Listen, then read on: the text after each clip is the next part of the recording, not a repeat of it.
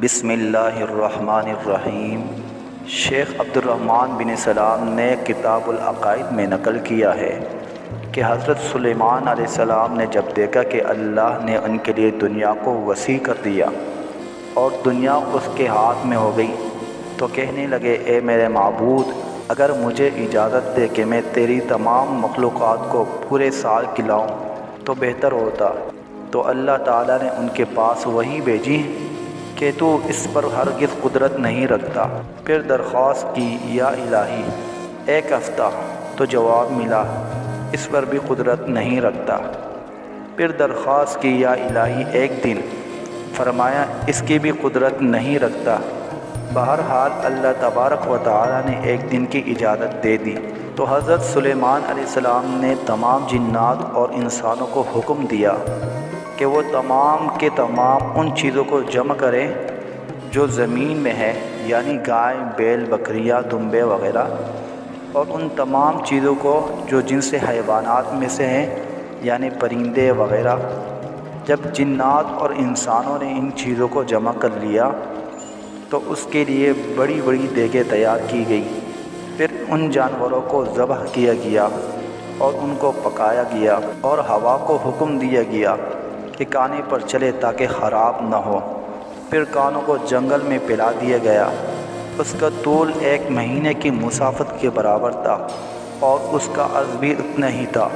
پھر اللہ تعالیٰ نے حضرت سلیمان علیہ السلام کے پاس وحی بھیجی، اے سلیمان، تم مخلوقات میں سے کس سے دعوت شروع کرے گا؟ تو حضرت سلیمان علیہ السلام نے فرمایا کہ میں دریا کے جانوروں سے شروع کروں گا۔ تو اللہ تعالیٰ نے بحر محیط کی ایک مچھلی کو حکم دیا کہ وہ حضرت سلیمان علیہ السلام کی ضیافت میں سے کھائے۔ چنانچہ اس مچھلی نے سر اٹھایا اور کہا، اے سلیمان، میں نے سنا ہے کہ تو نے ضیافت کا دروازہ کھول دیا ہے اور آج میری ضیافت تو کرے گا۔ حضرت سلیمان علیہ السلام نے فرمایا، لے اور کھانا شروع کر۔ چنانچہ وہ مچھلی آگے بڑھی اور دسترخوان کے شروع سے کھانے لگی۔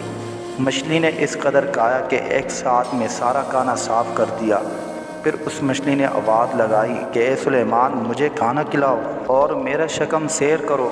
حضرت سلیمان علیہ السلام نے فرمایا کہ تو سارا کھا گئی اور اب بھی تیرا پیٹ نہیں بھرا ہے؟ تو مچھلی نے کہا، کیا اسی طرح میزبان کا جواب ہوتا ہے مہمان کے لیے؟ اے سلیمان علیہ السلام، آپ خوب جان لیجئے کہ میرے لیے ہر روز اس طرح جتنا تو نے پکایا، دن میں 3 مرتبہ متعین ہے، اور آج میرے کھانے کے روکنے کا سبب تو بنا ہے اور تو نے میرے کھانے میں کمی کر دی۔ اسی وقت حضرت سلیمان علیہ السلام اللہ کے سامنے سجدہ کرتے ہوئے گر پڑے اور کہنے لگے، پاک ہے وہ ذات جو کفارت کرنے والی ہے مخلوق کی روزیوں کے ساتھ، جہاں سے مخلوق جانتی بھی نہیں کہ کہاں سے آتا ہے۔ خلاصہ کلام یہ ہے کہ بے شک ہمارے رزاق صرف اور صرف اللہ ہے، چنانچہ ہمیں صرف رزق اسی سے مانگنا چاہیے، اور کبھی اپنے مال و دولت اور وزارت صدارت کے بل بوتے پر انسان ناز نہ کرے کہ میرے پاس مال ہے، منصب ہے، اس لیے مجھے رزق کے بارے میں پریشان ہونے کی ضرورت نہیں ہے، بلکہ سب کچھ ہونے کے باوجود بھی اللہ ہی سے مانگتے رہنا چاہیے۔ دعا ہے کہ اللہ ہم سب کو اس واقعہ سے سبق حاصل کرنے کی توفیق عطا فرمائے۔